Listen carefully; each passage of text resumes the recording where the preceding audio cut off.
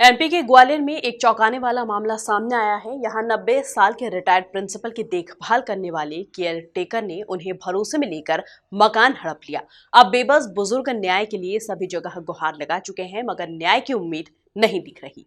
दरअसल ग्वालियर के चेतकपुरी में रहने वाले रिटायर्ड प्रिंसिपल है जीएल कुलश्रेष्ठ, जिन्होंने पत्नी की मौत के बाद देखभाल के लिए एक महिला केयर टेकर को रखा, मगर केयर टेकर महिला ने अपने पति के साथ मिलकर बुजुर्ग को भरोसे में लेकर उसके मकान की रजिस्ट्री और नामांतरण अपने नाम करवा लिया। ताज्जुब की बात यह रही कि रिटायर्ड प्रिंसिपल इस बात से अनजान बने रहे कि उनके मकान की रजिस्ट्री किसी और के नाम हो चुकी है। पूरे मामले का खुलासा उस वक्त हुआ जब केयर टेकर महिला मकान बेचने की कोशिश करने लगी।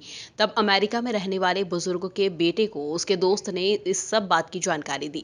अब बुजुर्ग अपने खुद के मकान के लिए अधिकारियों से धोखेबाज महिला और उसके पति के खिलाफ शिकायत कर रहा है। वहीं इस मामले में रजिस्ट्री करने वाले अधिकारी की भूमिका भी संदिग्ध नजर आ रही है। इन कागजों पर तीन चार कागजों पर दस्तखत करा लिए और उसने रजिस्ट्रार ने भी पूछा है कि आप गवाही देने आए हो। मैंने कहा हाँ, मैं गवाही देने आया हूँ। जबकि एक्चुअल चीज़ शाम को या दूसरे दिन मुझको मालूम पड़ी कि उसने मेरे मकान के कागज़ बनाकर उस पर मेरे दस्तखत कराए हैं। मकान नाम कराए? जी हाँ, मकान को अपने नाम हस्तगत करने के पॉइंट ऑफ व्यू से दस्तखत कराए हैं। ये कब की बात है? ये बात है 28 अगस्त 2020। आपने कहीं शिकायत की इसकी? हाँ, उसके बाद जब ये दस्तखत की बात मालूम पड़ी तो चंद्रभूषण राय मुझको थाना झांसी रोड लेके गए। वहाँ शिकायत भी की है, शिकायत दर्ज है। और वो ये एसपी साहब के यहाँ एसपी सांगी साहब के यहाँ भी मुझको ले गए। एसपी सांगी साहब से कोई डिटेल बात नहीं हुई, पर अपनी बात हमने बोल दी, बस। उन्होंने कुछ नहीं बोला। अभी तक सुनवाई हुई आपकी? सुनवाई हुई? अभी तक सुनवाई हुई है कुछ?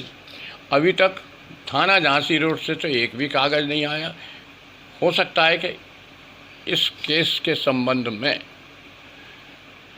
लता पवन ने थाना झांसी रोड को कुछ बोल दिया हो और उन्होंने कोई एक्शन नहीं लिया।